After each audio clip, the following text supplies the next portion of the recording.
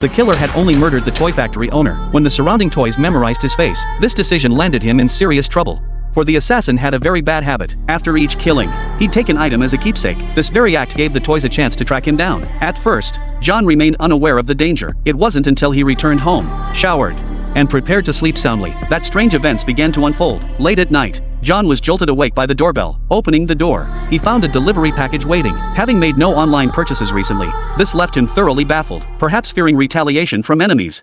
John unwrapped the package with extreme caution, wary of accidentally triggering a bomb. Fortunately, his fears were unfounded. Inside was merely a green toy box. On the box's top were labels detailing the toy soldiers' types. The strange part? The toy company belonged to the very man he'd recently killed. John still decided to inspect the box's contents thoroughly. When he lifted the lid, he was stunned. Dozens of soldiers were neatly arranged on the box's top, while various weapons and equipment lay below. Each figure was strikingly realistic, some wielding knives, others holding rocket launchers. At first, John, a top-tier assassin, didn't take these little figures seriously, but no sooner had he looked away than something bizarre happened. The toy box, which had been neatly placed on the table moments before, was now mysteriously scattered across the floor. John's first thought was that a burglar had broken in, but after searching the room thoroughly, he found nothing. When he looked back at the toy box, it was completely empty. Now John was utterly baffled. He couldn't fathom how dozens of toy soldiers could vanish in an instant. Just as he was searching, the lamp suddenly went dark. Judging by the scene, it had been severed by a sharp blade. While John was still baffled, the exhaust fan light began flickering erratically.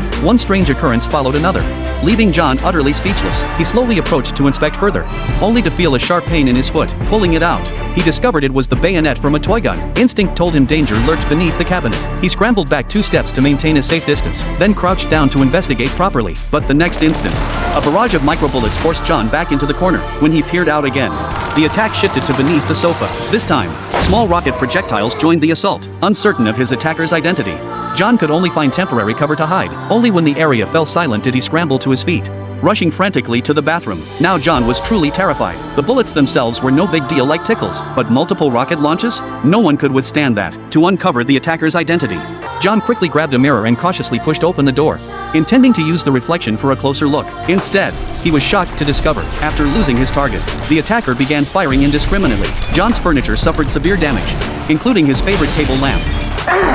This complaint inadvertently revealed his position. John wasn't one to take such humiliation lying down. Furious, he immediately drew his pistol to retaliate. Of course, the small handgun was hardly enough to solve the problem. John was only using it as cover. His real goal was to reach the kitchen, to grab the powerful submachine gun stashed in the storage container. After emptying 2 magazines, the sofa finally fell silent. But when he lifted the cover to look, the scene before him shattered his perception once more. His attackers turned out to be toy soldiers. John's earlier barrage had caused heavy casualties among them. Now they were clearing the battlefield and tending to the wounded, seemingly poised to launch a second assault at any moment. John stomped 2 soldiers flat with his massive foot, but no sooner had he dealt with this immediate threat than 3 armed helicopters appeared from beneath the sofa. They locked onto John and unleashed a barrage of fire, though John dodged the shells.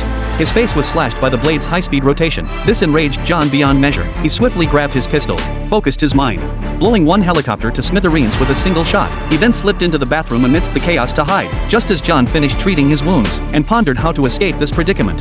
The front door was instantly blown open with 2 gaping holes. Simultaneously, a helicopter crashed through the opening. Fortunately, John reacted swiftly, wrapping it tightly in a towel, and tossing it to the ground where it crumbled to dust. He tossed the toys inside into the toilet, and gave them a thorough lesson with the hairdryer. After all that, the room short-circuited. Worse still, the bathroom was about to fall. With no other choice, John climbed out the window, and tried to cross the exterior beams to reach the living room. But halfway through, an armed helicopter spotted him.